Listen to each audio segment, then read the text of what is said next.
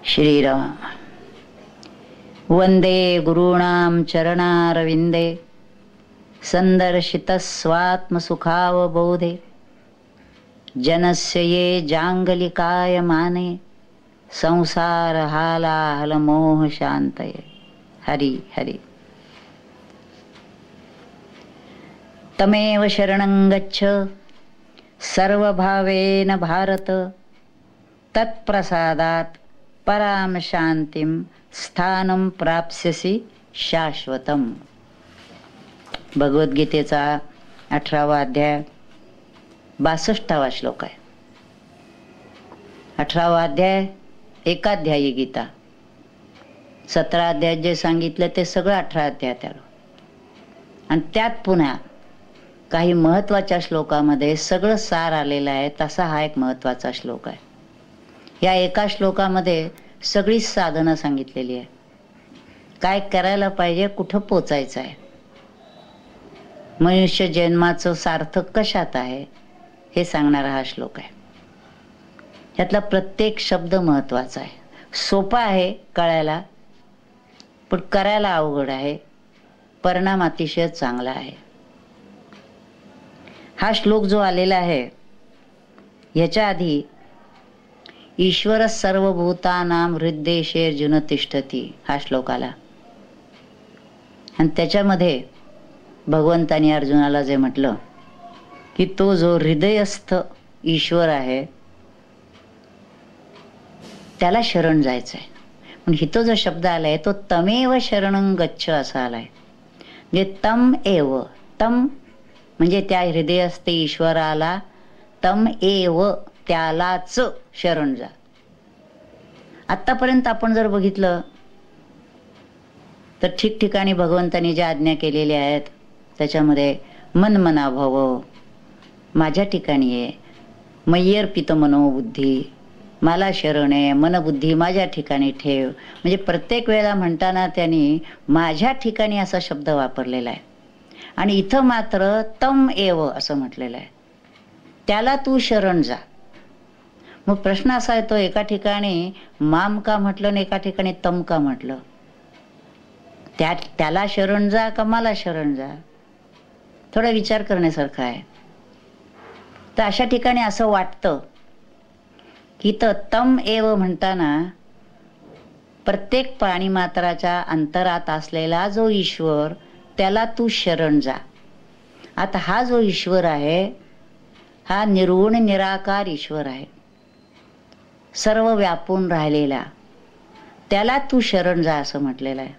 आणि जेव्हा ते म्हणतात की मला शरण ये, मन मना भव, मय्यर्पित मनोबुद्धी, माझ्या ठिकाणी बुद्धी ठेव, मन ठेव, हे सगळे जेव्हा म्हणतात त्या ठिकाणी गोपाळकृष्णांना म्हणजे भगवंतांना त्यांच्या ठिकाणी शरण जा असं म्हटल्यासारखं वाटतंय. त्यांच्याशी एकरूप हो, मनबुद्धी त्यांच्या ठिकाणी ठेव असं. म्हणजे जे निर्गुण निराकार परमात्म तत्व आहे तेच गोपाळकृष्णांच्या रूपाने सगुण साकार झालेलं आहे.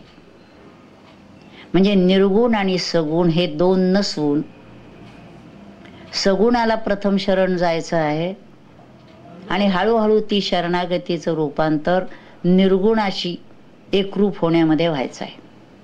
म्हणजे तर तम एव शरणम, त्याला तू शरण जा असं म्हणताना सर्व भूतमात्रामध्ये भरून राहिलेला जो ईश्वर आहे त्याची जाणीव तुला ठेवून त्याच्याशी तू एकरूप हो.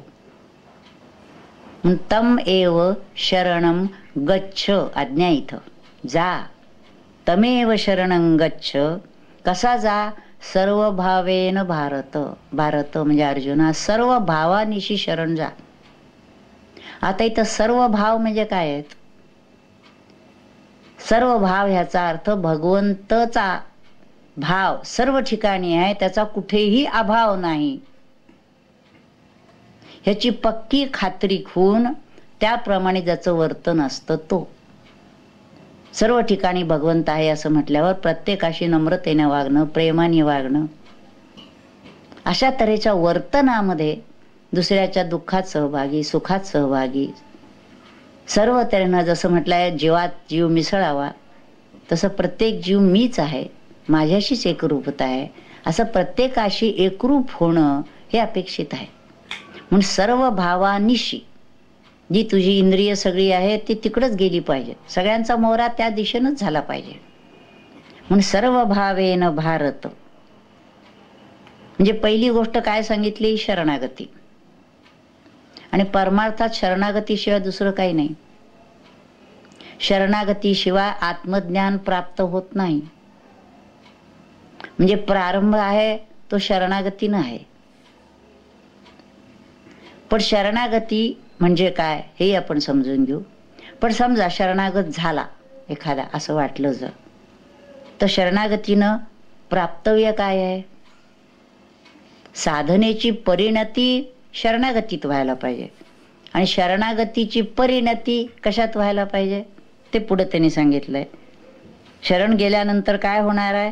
तत्प्रसादात, त्याचा प्रसाद प्राप्त होणार. कुणाचा? तम एव, जो अंतःकरणात ईश्वर भरून आहे, सर्व ठिकाणी भरून आहे, त्याचा प्रसाद प्राप्त होईल. जे शरणागतीचा परिणाम ईश्वराची प्रसन्नता प्राप्त करून घेण्यामध्ये व्हायला पाहिजे. आणि तिची प्रसन्नता प्राप्त झाली म्हणजे मग काय मिळतं? पराम शांतीम आणि स्थानम प्राप्स्यसी शाश्वतम. तुला पराम शांती मिळेल आणि शाश्वत स्थान ते तुला प्राप्त होईल. म्हणजे सगळ्या साधनेचा शेवट कुठं व्हायला पाहिजे? तर ती पराम शांतीम, परमशांती. ती शांती कशी आहे? स्वरूपाच्या ठिकाणी अखंड शांतीच आहे.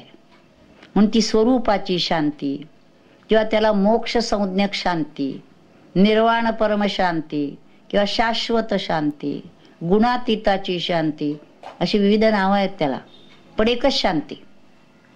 आपण हे म्हणतो काही झालं की ओम शांती शांती शांती असं नुसतं म्हटलं जातं, पण खरंच शांती प्राप्त होते का?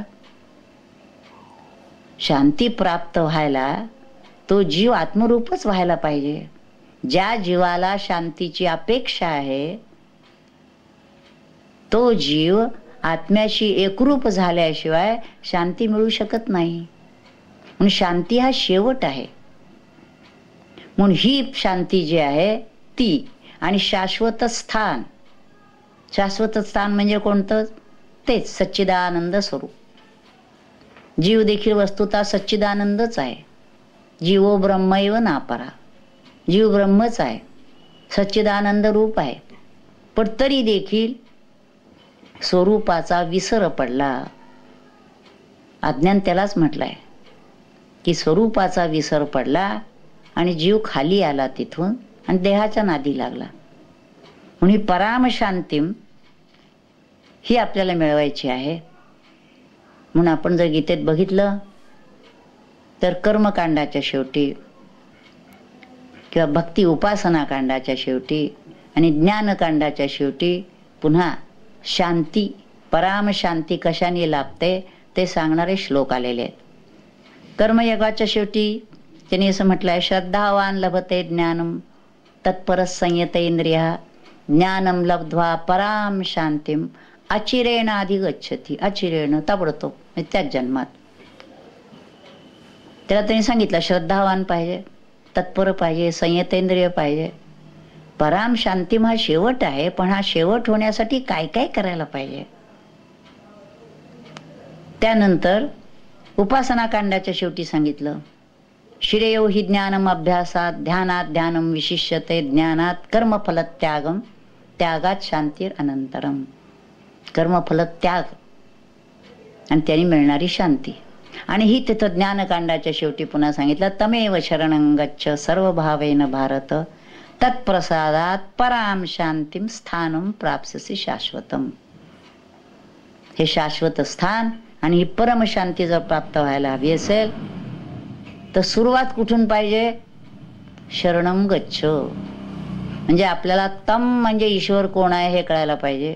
ते कळण्यासाठी मागचा श्लोक आलेला आहे की ईश्वर सर्वांच्या हृदयात कसा आहे, तो कशा तऱ्हेनं अधिष्ठानभूत होऊन सगळं प्रकृतीकडून काम करून घेतो आहे, सूत्र चालवतो आहे, सूत्रधार आहे तो.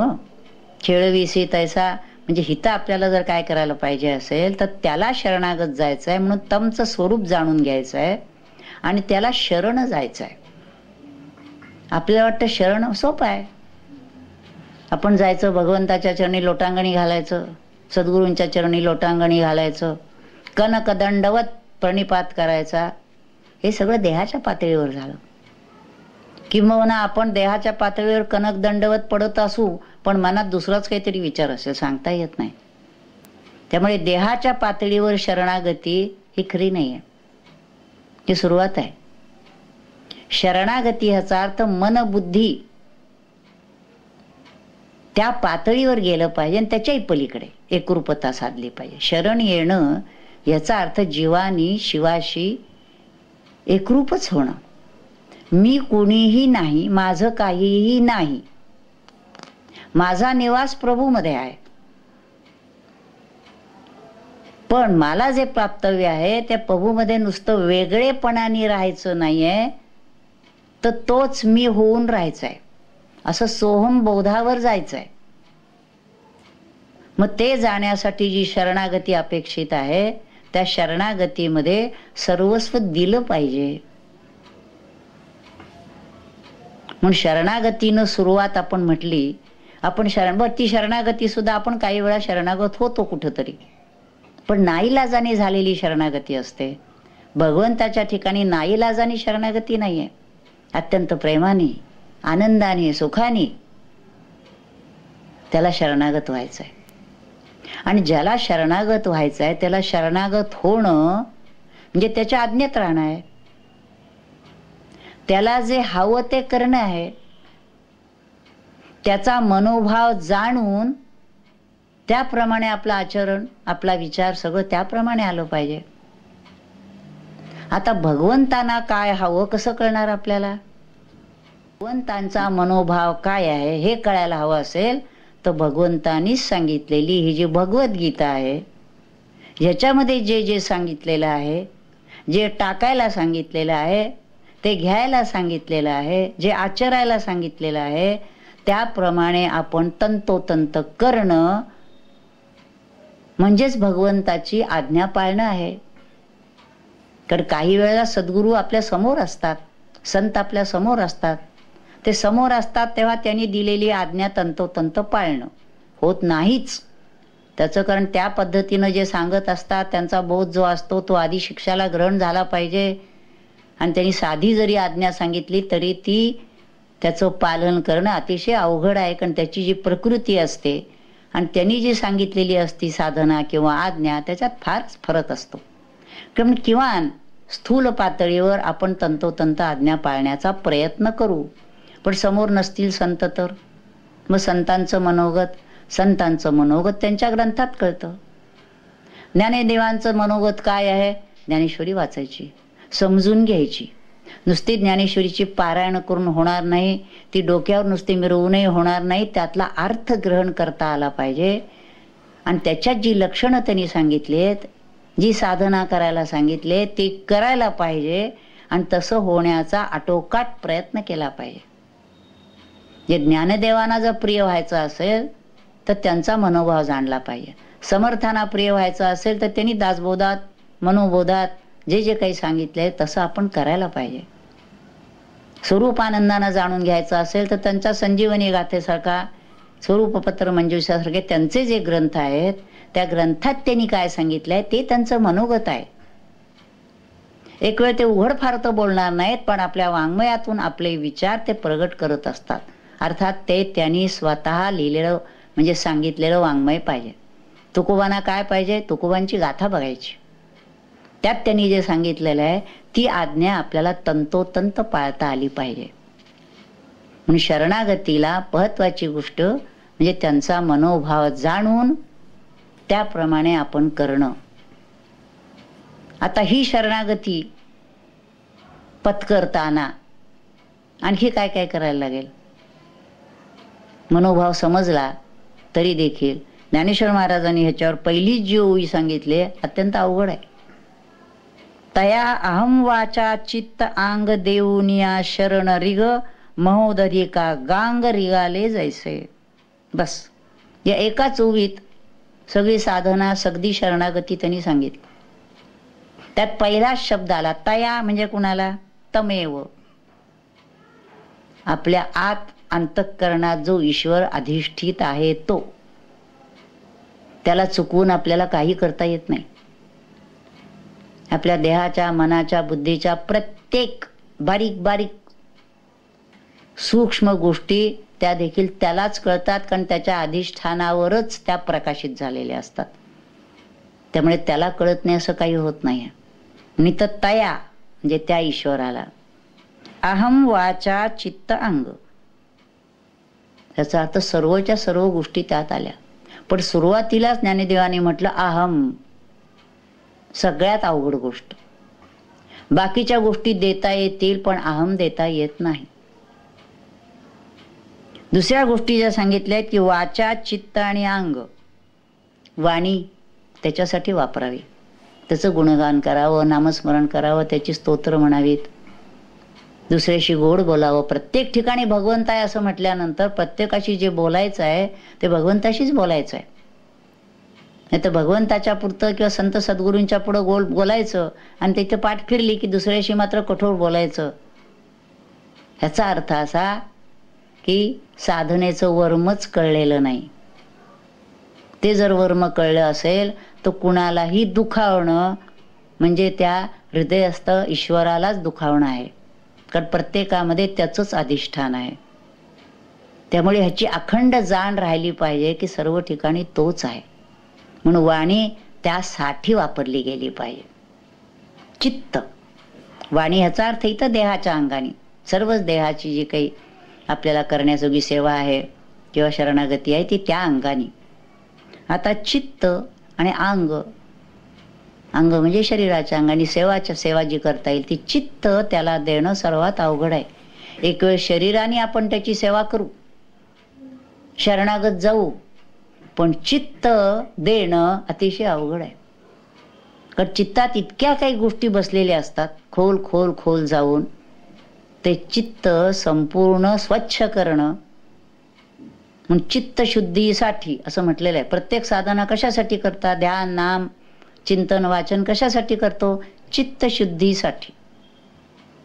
मनाच्याही पलीकडे चित्त खोल जाऊन बसलेलं आहे. आणि हे चित्त तू त्याचा तकार जो आहे विषयाध्यास, हा नाना विषया लागलेला आहे त्याचा ध्यास आहे.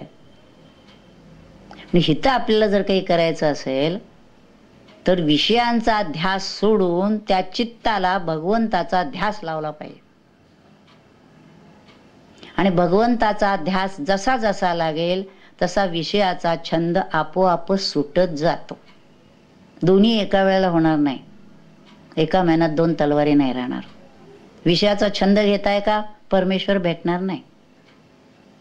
आणि परमेश्वराचा जर छंद घेतला असेल तर विषयात, अनावश्यक विषयात गोडी वाटणार नाही. गरजेपुरते विषय घेऊ, पण गरजेपुरता विषय असेल तर त्याला विषय असंही म्हटलं जात नाही, ती गरज आहे म्हणून. तर आपोआपच विषयापासून सुटाल. म्हणजे महत्वाची गोष्ट जर काही करायचं असेल आपल्याला तर भगवंताचा छंद घेतला पाहिजे, त्याला शरण जायला पाहिजे. मग चित्त त्याच्या ठिकाणी जर लावलं तर चित्तातला तकार जाऊन चित्त चैतन्याची झाले. हो, ते चित्त चैतन्य रूप होऊन जात. पाहता पाहता अवघे विश्व मावळले. हो, मन रामी रंगले, मन अवघे राम रूप झाले. राम राम राम म्हणता म्हणता ते मन रामरूपच होऊन जात. विषयाचा ध्यास सुटला. मग कुठल्या विषयाचा ध्यास लागला? नामाचा लागला, ध्यानाचा लागला, भगवंताचा ध्यास लागला. असं जर झालं असेल तर मग सुटण्याची प्रक्रिया सुरू होते. म्हणून इथं जे म्हटलंय अहम वाचा चित्त आंग देऊनिया शरण रिग, हे दे त्यांना. म्हणून इथं सुद्धा परमेश्वराच्या बद्दल असं म्हटलेलं जातं की पहिल्यांदा भक्त असा शब्द वापरता येत नाही. साधक म्हणा, मुमुक्षु म्हणा, परमेश्वराला म्हणायचंय मी तुझा आहे, मी तुझा आहे. असं इथपर्यंत म्हणत राहायचं आहे की एक दिवस परमेश्वराने म्हटलं पाहिजे की तू माझा आहेस. आणि जेव्हा परमेश्वर शिष्याला म्हणतो, भक्ताला म्हणतो की तू माझा आहेस, तेव्हा मग भगवंत शिष्याचं काम किंवा भक्ताचं काम एवढंच राहतं की ते सांगतील त्याप्रमाणे करणं. मग त्यांना का, कधी, कुठे असे प्रश्न विचारत बसायचे नाही. सद्गुरूंनी आज्ञा केली ना त्याप्रमाणे करायचं. जोपर्यंत आपल्या बुद्धीला फाटे फुटत असतात, मनात वेगळे वेगळे काही विचार येत असतात, तोपर्यंत शरणागती संभवत नाही. मला असं वाटतं, माझं म्हणणं असं आहे, असं जोपर्यंत येत असतं तोपर्यंत शरणागती होत नाही. दाय विल बी डन. तू काय करशील ते, तू काय सांगशील ते, मी नाहीच आहे इथे. जसं ध्यानामध्ये सुद्धा असं आहे की ध्यान करता करता जर उन्मनावस्था आली, शून्य अवस्था प्राप्त झाली, तर मग पुढे प्रयत्न करायचा काही राहत नाही. परमेश्वराच्या प्रांतात गेला, आता परमेश्वर बघतो पुढं काय ते. तोपर्यंत भक्ताचा, शिष्याचा प्रयत्न असतो. तिथे शरणागतीचा प्रयत्न करायचा आहे त्याने. आणि खऱ्या अर्थाने जर तो शरणागत झाला तर पुढच्या जे सगळ्या गोष्टी आहेत, त्याचा प्रसाद प्राप्त होणं, शांती, शाश्वत स्थान, हे सगळं भगवंत बघतो. ते कधी मला एकदा मिळणार वगैरे असं काही म्हणायचं कारण नाही. तू शरणागत होऊन राहा, एवढंच तुझं काम. ती शरणागती मात्र पूर्णतः झाली पाहिजे. कळलं पाहिजे काय करायचं. त्याच्यामध्ये मुख्यतः जी गोष्ट आहे ती अहम टाकला पाहिजे. म्हणून यांनी सुरुवातीला अहम हा शब्द पहिला घेतलेला आहे, पण हा सगळ्यात अवघड आहे. आणि अहम टाकणं ह्याचा अर्थ देखील हा मी शब्द जो आहे तो पहिल्यांदा देहाला लागलेला असतो. त्याच्या आधी सुद्धा स्थूल जे काही अहंकार आहे तो पहिल्यांदा टाकायला लागतो. ज्याला फुगवटा म्हटलाय स्वभावावरचा, की मी एवढा शिकलेलो आहे, माझ्याजवळ एवढा पैसा आहे, मी बलवान आहे, श्रीमंत आहे, हुशार आहे, हा जो फुगवटा आहे, हा फुगवटा विवेकाने थोडाफार घालवता येतो. म्हणजे स्थूल अहंकार घालवता येतो. पण सूक्ष्म अहंकार जो आहे की मी देह आहे, हा अहंकार जो घालवायला लागतो, त्याला मात्र साधनेची पराकाष्ठा करावी लागते. आणि आपला प्रयत्न आणि परमेश्वराची, सद्गुरूंची कृपा हे दोन्ही पाहिजे. म्हणून इथं सुद्धा पूर्वजन्मीचे संचित, ये जन्मीची कमाई, आणि तिसरी ती पाही गुरुकृपा. पूर्वजन्मीचं संचित चांगलं असेल तर ह्या गोष्टी, ही साधना लवकर लवकर होऊ शकते. पण जर हा फुगवटा आलेला असेल अहंकाराचा, जगात मान्यता मिळालेली असेल, मोठेपणा मिळाला असेल, तर हा फुगवटा घालवायला देखील वेळ लागतो. मग सूक्ष्म अहंकार झाला तर त्यापुढे काळ लागतो. त्यामुळे साधनेचा काळ हा वाढत जातो. म्हणून हा सूक्ष्म अहंकार, मी देह आहे, हा जो आहे हा घालवायला पाहिजे. आणि हा घालवण्यासाठी जी साधना सांगितली त्याच्यामध्ये पहिल्यांदा देह वेगळा आणि आत्मा वेगळा असा बोध करून घ्यायला पाहिजे. देह एक आहे आणि आत्मा एक आहे असा वेगळेपणाने बोध करून घ्यायचा. आणि हा बोध करता करता करता तो देहावर आरूढ झालेला जीव जो आहे तो जर आत्म्याशी मिळून गेला तर मात्र लक्षात येतं की प्रकृती, माया, देह ह्या नावाचा वेगळा पदार्थ नसून एक आत्मा परमात्माच सर्व होऊन राहिलेला आहे. हे तिथं गेल्यावर कळतं. म्हणजे पहिल्यांदा मी कोण आहे, मी आत्मा आहे याचा अनुभव घ्यायला लागतो. आणि तो अनुभव आल्यानंतर मग सर्वम खलु इदम ब्रह्म म्हणता येतं. आणि सर्व तेच तर आहे, वही तो आहे असं म्हणता येतं. पण तोपर्यंत नाही. काहीच न करता एखादा जर म्हणायला लागला की तेच ते आहे, सगळंच ते आहे, मग काही केलं तर चालेल, कसंही वागलं तर चालेल, तर त्याला पाखंड म्हटलेलं आहे. त्याच्या हाताला काहीही लागणार नाही. त्यामुळे जे ज्या पद्धतीनं करायचंय ते, जसं म्हटलं कर्म करायचं असेल तर शास्त्राला धरून करायचं, तसं साधना करायची असेल तर शास्त्राला धरून करायची. आतापर्यंतचे जे मंडळी प्राप्त पुरुष झाली, संत सद्गुरू झाले, त्यांनी कोणत्या मार्गाने ते गेले, त्यांनी एक एक गोष्ट टाकण्यासाठी काय केलं, हे सगळं समजावून घेत घेत घेत पुढे जायला पाहिजे. तसं ह्या ठिकाणी आपण बघतोय ही शरणागती जी आहे ही मिळवायची आहे.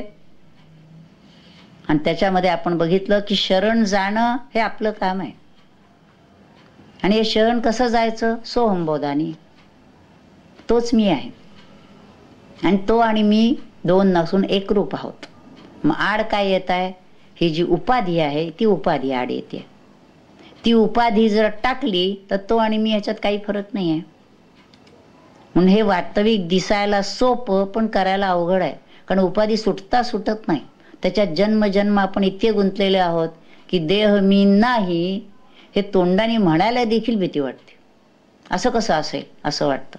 जरी सांगितलं संतांनी तरी ते लक्षात येत नाही. आणि परमेश्वर देखील आपल्याला मिळवायचा नाहीये.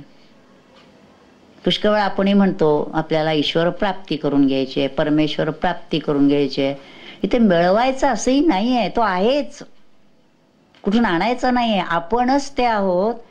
फक्त जो अबोध झालेला आहे तो आपला घालवला आणि जे परमेश्वराचं स्वरूप आहे ते आपल्याला प्राप्त झालं तर परमेश्वर मिळवायचा कुठं? मीच तर तो आहे.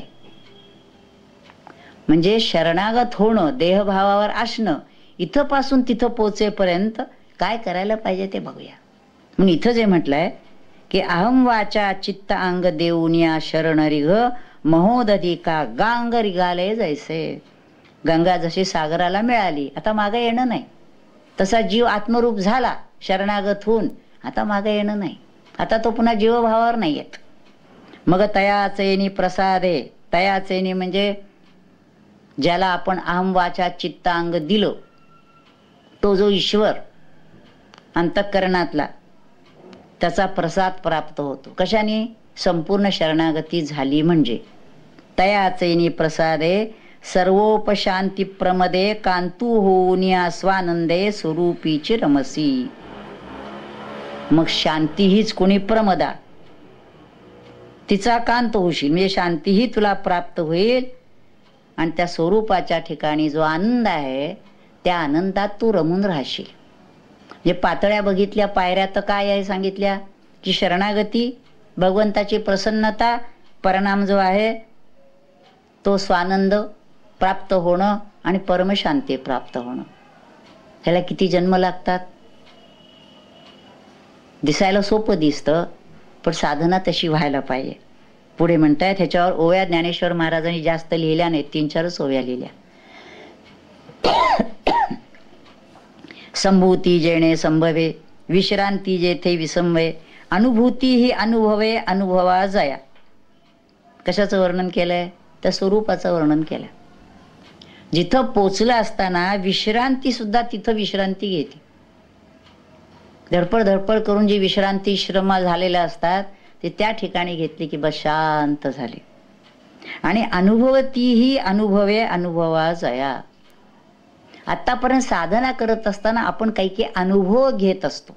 मला हा अनुभव आला, मला हा अनुभव आला असं सांगत असतात. पण हे येणारे अनुभव ज्या स्वरूपाच्या ठिकाणी गेल्यानंतर शांत होऊन जातात. कुठलीच अनुभूती असं आता राहत नाही. तिथं जाऊन पोचायचंय. पुष्कळ वेळा साधना करणारे साधक म्हणतात पूर्वी असे असे अनुभव येत होते, आता येत नाहीत. मग आता बरोबर चाललाय का नाही? तर ते अनुभव पुन्हा यायला पाहिजेत असं नाही. त्या ठिकाणी गेल्यानंतर अनुभव देखील संपून जातात.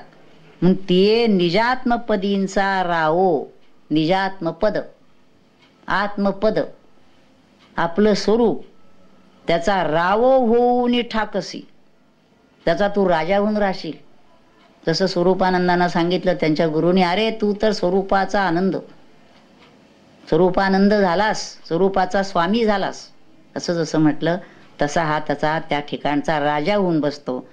होऊन ठाकसी अव्ययो म्हणे लक्ष्मी ना हो पार्था तू गा.